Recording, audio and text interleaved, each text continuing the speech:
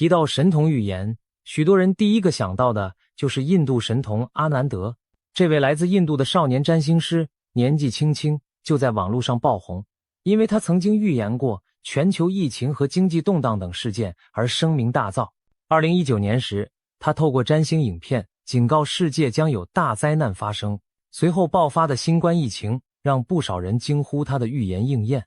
接着在2022年前后，他又提到某段时期全球局势不稳，甚至暗示了当年俄乌冲突的发生时机。由于多次说中国际大事，阿南德被冠上印度神童的称号，在全球各地都吸引了大批追随者。不过，阿南德的预言并非每次都命中注定，他主要依靠印度占星学计算行星运行来推测未来，带有一定的模糊性。例如，他曾预告第3次世界大战即将爆发，但至今世界大战并未出现。对此，阿南德自己也坦言，我不是神，只是根据占星推算可能性。即便如此，他关于未来的种种警示仍让许多人半信半疑，如临大敌。今年上半年，台湾网络上甚至疯传一则谣言，称阿南德警告6月14日凌晨将有规模 8.2 的大地震袭击台湾。千金这个耸人听闻的消息一度引发民众恐慌，许多人夜不能寐，连知名歌手都幽默发文调侃自己在等地震。然而，当时间过去证明这只是谣言一场时，大家才松了一口气，也再度提醒我们预言可能会误导人心。阿南德关于两岸未来的说法同样引人注目。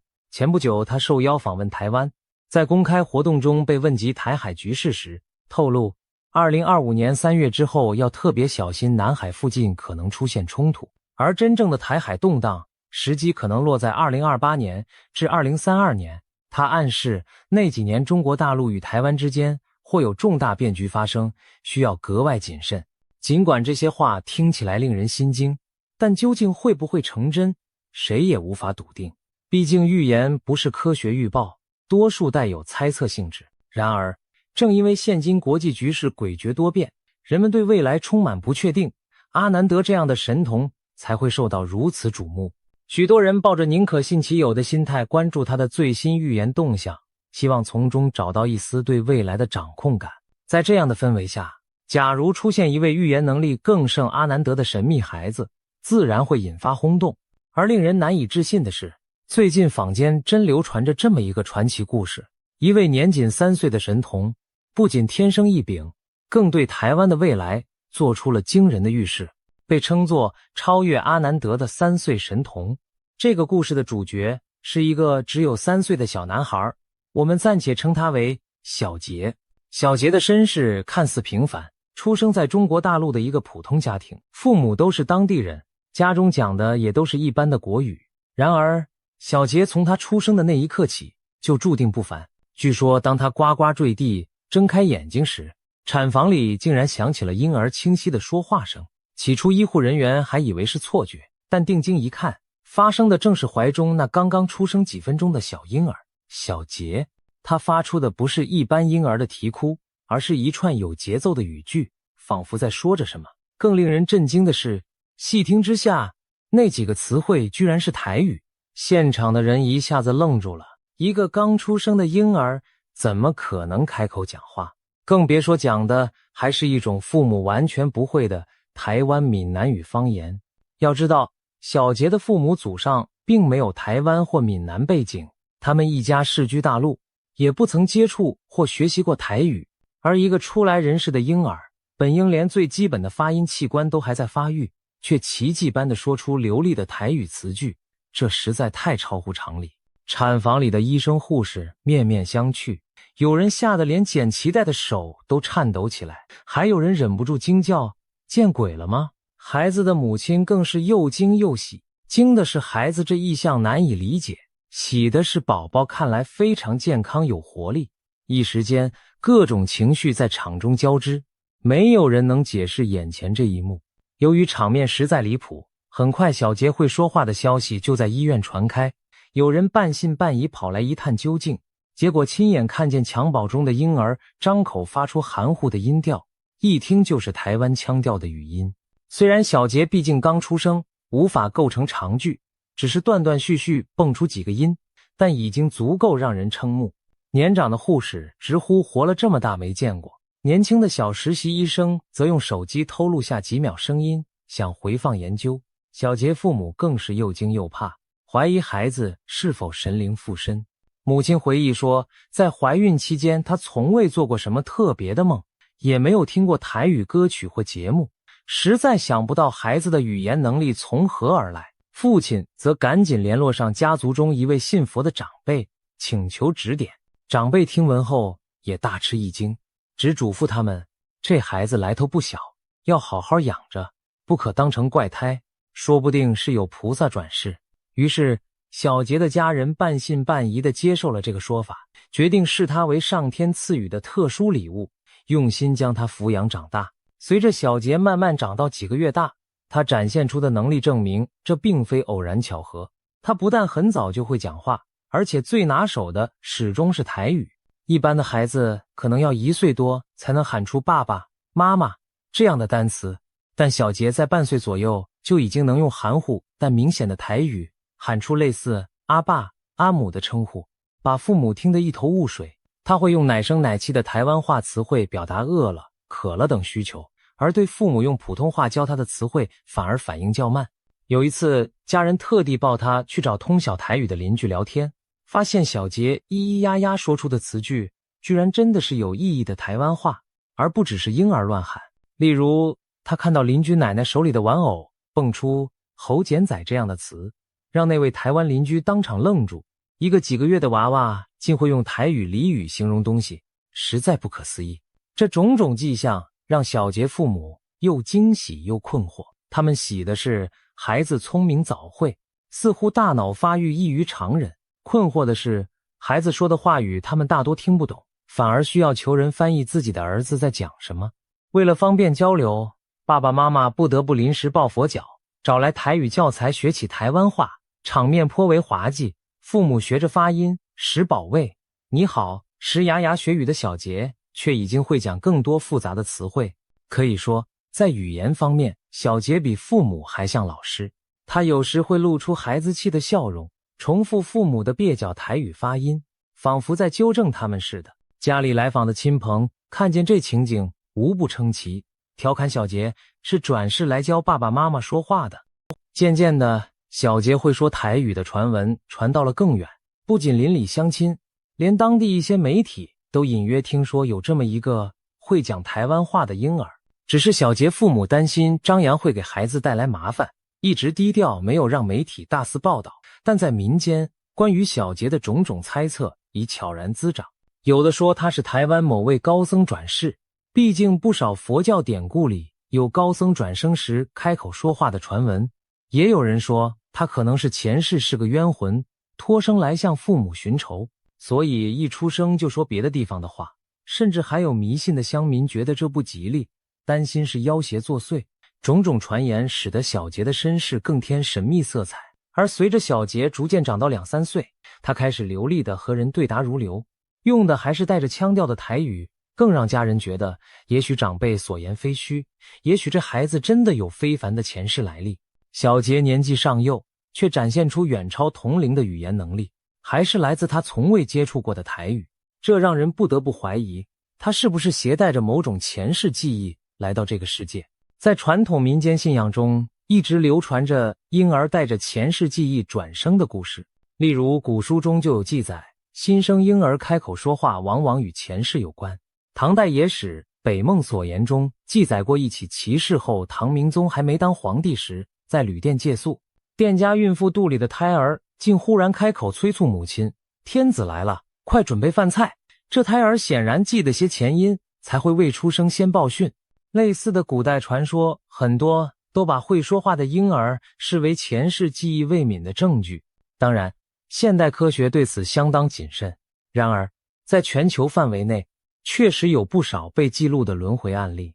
最著名的莫过于发生在中国海南的唐江山事件。1970年代，海南岛一个名叫唐江山的男孩自幼说出一口流利的儋州话，海南方言的一种，而他的家人并不讲这种方言。唐江山在3岁时对父母说出惊人之语：我不是你们的孩子，我前世叫陈明道，我家在儋州，我是被人用刀砍死的。要知道，唐江山的村子距离儋州有数百里，语言差异极大，小小年纪的他不可能凭空学会儋州方言，而他描述的前世情节也十分具体，包括父亲的小名叫三爹，家里兄弟姐妹几人等等。唐江山的父母起初以为孩子乱说话或中了邪，带他找医生请道士，怎奈孩子口口声声坚持己说，最后一家人带着他按线索找去儋州，结果令人毛骨悚然。唐江山居然领着毫不认识路的父母，一路直奔他记忆中的村庄，指出哪家麦饼好吃，哪户人养的狗会咬人，对陌生村落如数家珍。最终他真的认出前世的父亲陈赞英老人，并说出自己前世死亡的细节。这一连串令人难以解释的巧合轰动一时，成为中国近代最具代表性的轮回记忆案例之一。唐江山的故事被视为前世记忆真实存在的有力印证，而在世界其他地方，类似的报告也频频出现。美国维吉尼亚大学的学者从20世纪中期开始就系统性研究儿童前世回忆，数十年间他们累积了数千个案例，有的小孩能准确说出陌生国家的地名、人物，甚至某些绝密细节。当调查人员追查时，往往发现真有符合描述的过世人士。例如，有个美国小男孩从2岁起就声称自己是爷爷转世，还对爸爸说，当我和你一样大的时候，也曾给你换过尿布。这孩子后来陆续说出爷爷生前的许多细节，包括连家族其他人都遗忘的小事，让人不寒而栗。科学家对这些现象提出各种解释，有的认为可能是儿童的记忆错乱或巧合，有的则大胆猜想意识可能延续。虽然尚无定论，但前世记忆这一现象已引起科学界对人类意识本质的新思考。回到小杰的情况，他出生即会说台语，无疑与唐江山、山姆等案例有异曲同工之处。唯一的区别是，小杰展现记忆之早、之强，远超一般记录。他几乎从出生起就表达了前世痕迹，这是否意味着他的前世记忆极为深刻，以致灵魂转生时依然保留大量资讯？小杰父母开始相信，孩子一定跟前世的台湾有着深厚的关联。他们尝试向小杰套话，想更多了解他的前世故事，但小杰毕竟年龄太小，很多概念还表达不清楚，他只能说出一些片段。例如，他经常指着电视里台湾的新闻画面，冒出一句，我去过，仔细看，我以前有在那。有时家人翻看杂志，他突然指着其中台湾的小吃照片说，这个我爱吃，仿佛那些对他来说都不是陌生事物，而是记忆的一部分。最让父母毛骨悚然的一次是小杰2岁多时的夜里，有天凌晨，小杰突然在睡梦中大哭尖叫，把爸爸妈妈惊醒。他浑身发抖地抓着妈妈，说了一串他们听不太懂的台语。父母赶紧打电话请教那位懂台语的邻居奶奶。透过妈妈哄问下，小杰断断续续讲出的意思令人背脊发凉。他似乎在描述一场可怕的地震。邻居奶奶翻译道，小杰说，房子倒了，压到我，好痛，还喊妈啊，哭得喘不过气来。妈妈一听，心都揪紧了，这难道是孩子前世死亡的经历吗？一场房屋倒塌的事故，像是地震一样的场景，压住了年幼的他前世，导致他痛苦喊妈。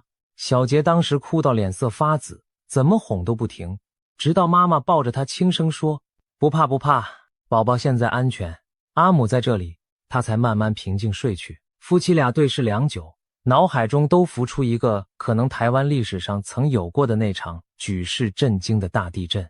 1999年9月21日凌晨，台湾中部发生了100年大震灾，又称921大地震，超过2000人罹难，许多家庭家破人亡。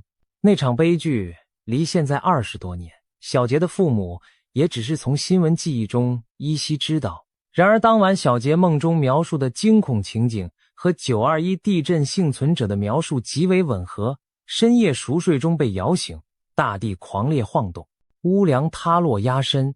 如果小杰的前世真是在那场地震中丧生的小孩，他现在的年纪还真说得通。921那年，假设他3、4岁遇难，到2021或2022年转世，刚好就是如今的3岁左右。父母想到这里，不禁背脊发冷。难道自家孩子真是那次大劫难中逝去的灵魂，重新投胎到他们身边？难怪他天生会说台语，因为潜意识他就是台湾人，而他频频出现噩梦，或许是那前世悲剧的创伤残留在记忆深处。想到此处，父母对小杰更多了几分怜爱和敬畏。眼前这个可爱的孩子，灵魂深处可能经历过生离死别的苦痛，因此才带着某种使命来到此生。随着小杰快满3岁时，事情出现了戏剧性的发展。本来除了语言天赋和偶尔流露的前世片段外，小杰还是一个普通的小孩，天真好动，喜欢玩玩具，看动画片。他的父母也逐渐适应了孩子的特殊之处，在家里既讲普通话，也试着陪他学些简单的闽南童谣。一家人的生活算是温馨而平静。然而就在小杰3岁生日前后，一件离奇的事件彻底打破了这份平静，让小杰神童的传闻甚嚣尘上。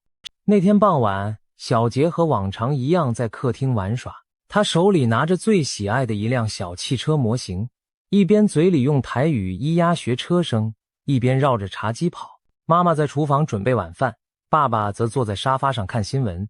新闻里正播报着当天台湾的消息，画面显示台北街头，人们正在纪念228事件的和平集会，一切看似寻常。突然，不知为何，小杰脚步一顿，整个人僵在原地。爸爸起初没在意，还以为他累了，但几秒钟后，小杰怪异地抬起头，定定地望着窗外的天空。窗外此时夕阳将沉，云层染着橘红色。就在这橘红余晖中，小杰的双眼显得格外空洞，他嘴巴微张，仿佛看到了什么不可思议的东西。爸爸叫了他2声：“小杰，你怎么了？”小杰没有丝毫反应，整个人像石化了一样。接下来发生的事让爸爸不寒而栗。只见小杰突然伸出小手，指着天空的某个方向，口中开始念念有词起来。那不是耳语，而是一串流利的台语句子。他的声音听起来甚至不像平常嫩嫩的嗓音，反而带着一丝沙哑和颤抖，好像瞬间变成另一个人在说话。爸爸吓了一跳，赶紧侧耳细听。小杰说的每一句他几乎都不懂，隐约只捕捉到天黑、火烧云、海水起、沉落之类的词。这情景过于诡异，爸爸浑身汗毛直竖，连忙喊妈妈出来。妈妈赶到客厅时，只见小杰依然保持着指向窗外的姿势，双眼大睁，嘴里急促地说着台语。妈妈顾不得别的，一把将孩子抱起来，小杰却浑然不觉，似的继续朝着虚空说话。他一句接一句，说得飞快，神情既恐惧又严肃，额头上甚至渗出汗珠。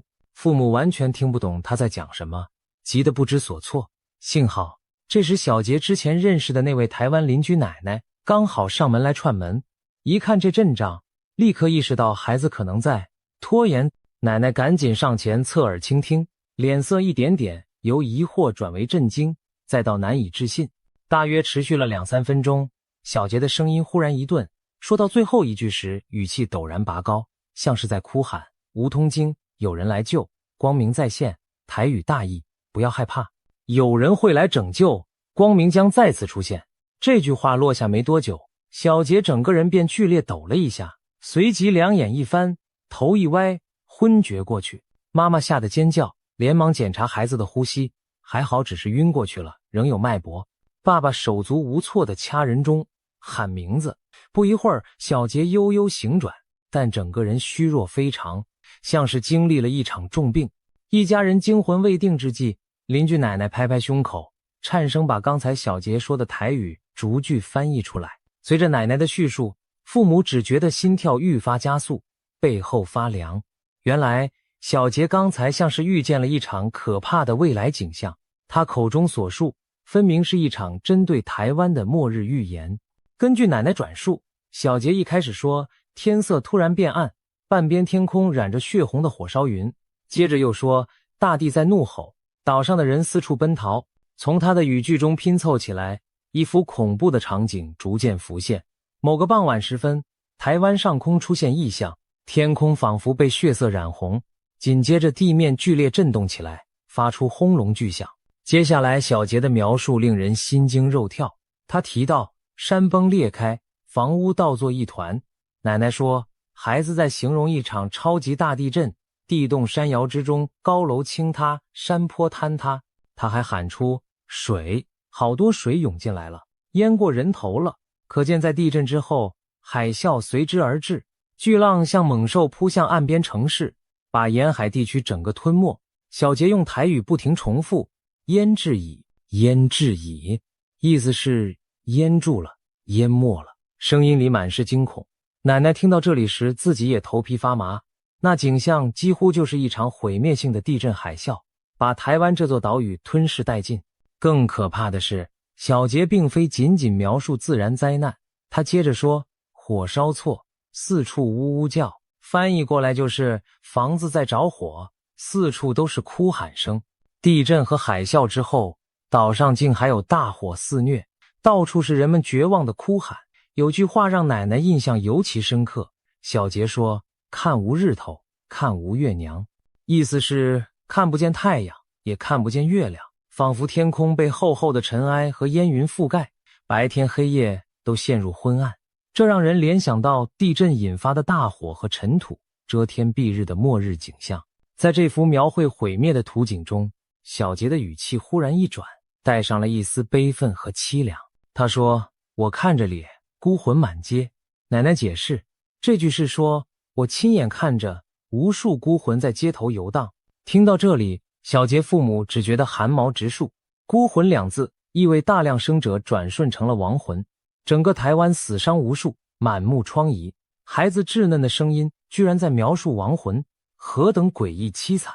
然而小杰的预言并非止于灾难本身，在最后关头，他的语气突然从绝望转为激昂，仿佛看到了某种希望。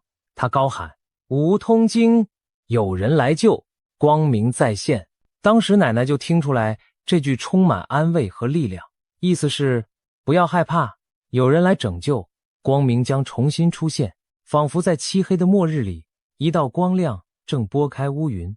小杰当时喊出这话时，整个人像用尽了最后力气，随即便昏倒过去。因此这句话也成了他预示内容的终点。小杰苏醒后，对刚才发生的事几乎毫无印象，他只是喊累，然后躺在妈妈怀里昏昏沉沉的休息。父母也不敢再逼问，让孩子睡下。两人转头向邻居奶奶求证刚才翻译的内容，一字一句又确认了一遍，只觉得如坠梦中。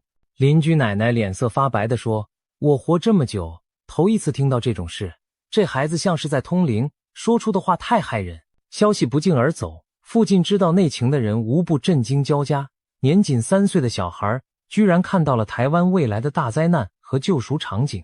有人立刻联想到小杰特殊的身世背景，感叹莫非他真是带着使命来投胎，为的就是向世人示警。小杰预示的画面仿佛是一场对台湾的终极考验，毁灭性的地震海啸使整座岛陷入黑暗，然而在绝境中又透出希望，一位神秘的救援者出现，带来重见光明的可能。这番话引起了极大的解读空间，谁会是那个出来拯救台湾的人？光明再现是否意味着一切重生，黎明终至？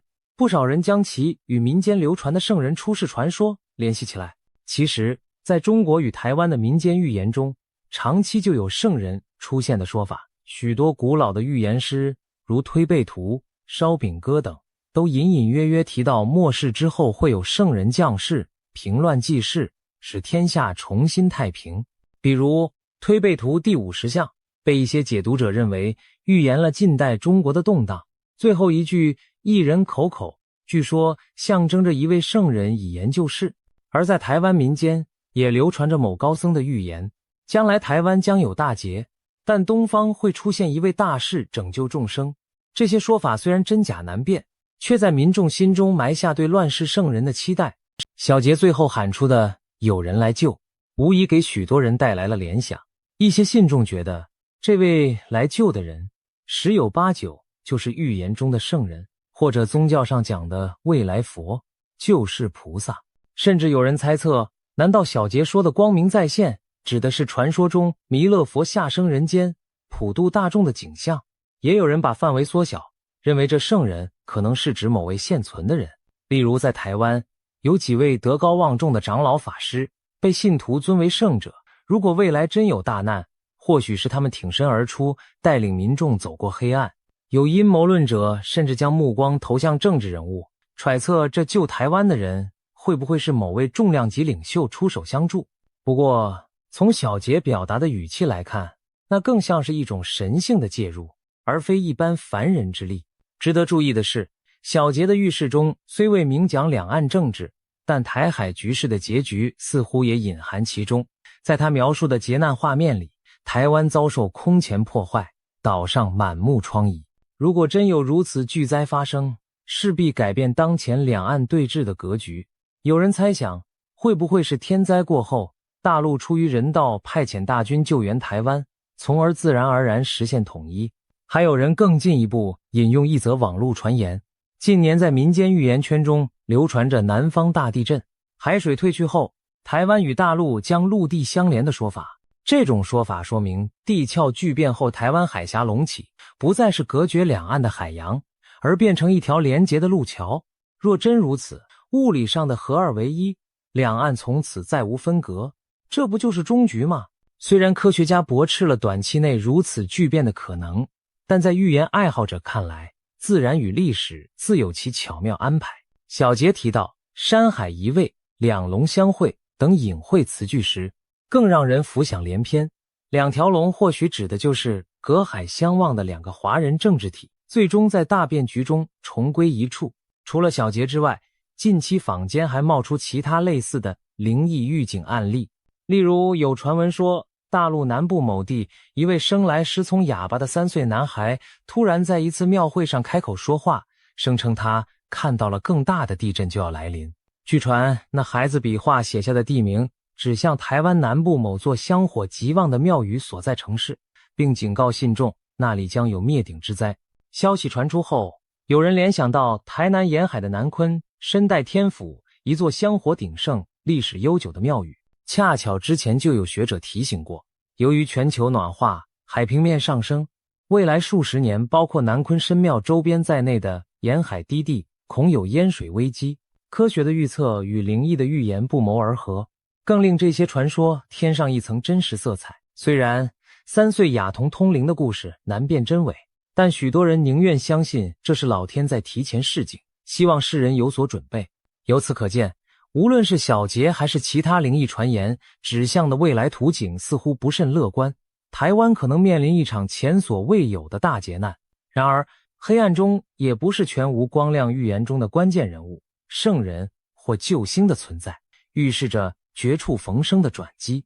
就像古人常说的先乱后治，先苦后甘，或许经历风暴洗礼后，台湾将迎来新的篇章。小杰口中的光明再现，让不少人深受安慰，觉得上天并未抛弃这片土地，而是在试炼过后安排了救度。小杰的故事传开后，在社会上引发了热议和震撼，有人将他奉为神灵代言人，认为他投胎人间就是为了给台湾传递天机。也有人持怀疑态度，觉得这不过是民间以讹传讹的离奇传闻，甚至怀疑是父母编造故事博取眼球。在信息爆炸的时代，这类耸人听闻的消息确实很容易吸引注意。一时间，关于3岁神童预言台湾的讨论遍及网络论坛、社群媒体，有些网友深信不疑，开始研究地图推测灾难发生的可能地点，甚至有人准备囤积粮食、防灾物资，以防万一。但也有理性的声音提出质疑，预言毕竟不是科学，我们不应该陷入恐慌。首先，从科学角度来说，地震至今仍无法准确预测。地质专家们强调，大地震发生的精确时间点和规模，目前全世界都没有成熟的方法预先知道。网络上流传的那些某年某月必有强震，多半没有科学根据。今年就有好几起谣言，像前述的6月14日大地震就是明显的造假案例。台湾官方甚至对散布地震谣言者进行约谈，以防民心动荡。可见，与其恐惧传闻，不如平时做好科学的防灾准备，比如加强建筑抗震，学习地震来临时的正确自救措施等等。毕竟未雨绸缪胜过杞人忧天，真正的安全感来自脚踏实地的行动，而非道听途说。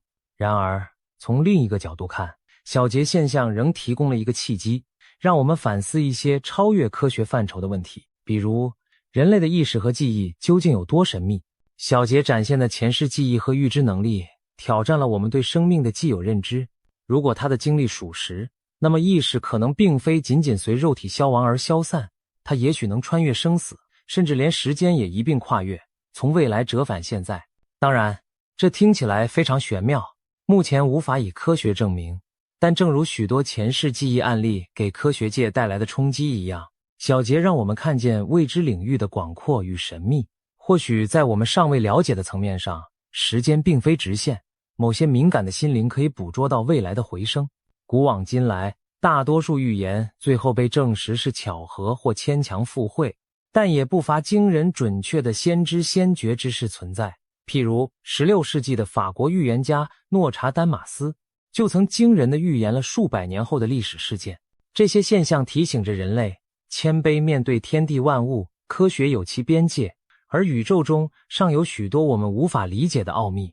对于台湾的未来，我们也许无从断言小节的预言就一定成真，但他的话语可以作为一面镜子，映照出台湾社会一些现实问题。我们处在地震带上，天灾风险本就高，再加上气候变迁带来的极端天气，海平面上升都在敲响警钟。小节描绘的地震海啸场景其实并非完全不可能发生。历史上台湾东部外海就曾发生过规模8以上地震，引发局部海啸。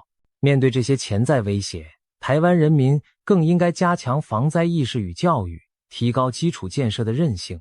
如果我们能从预言中获得警醒，从而更认真地看待环境与安全，那即便预言最终不过是虚惊一场，它也算是达成了积极的意义。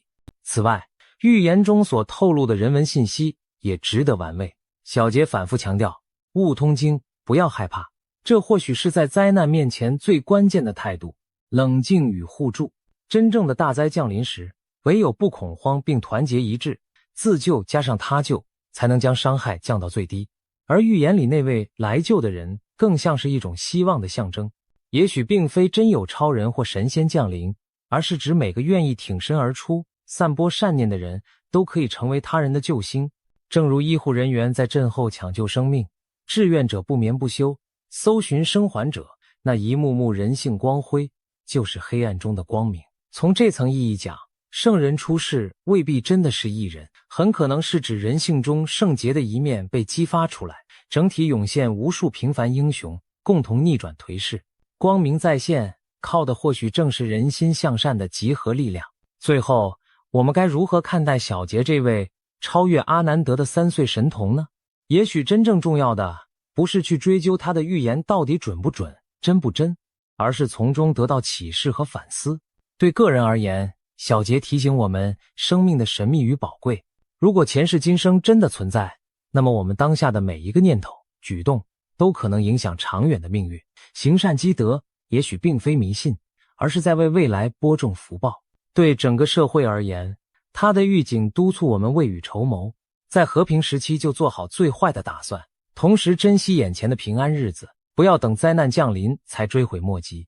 3岁神童的一席话横跨了生死与未来，让人既心生敬畏又感到希望。或许多年后回头再看，我们会发现他的预示只是一桩神奇的传说，台湾依然稳健前行。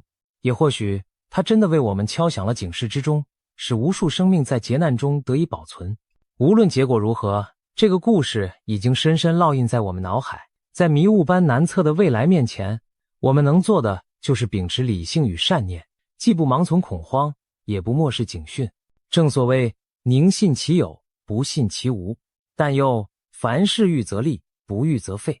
我们当以平常心看待预言，以进取心完善自己。如此，无论未来命运的巨轮如何转动，我们都能坦然应对，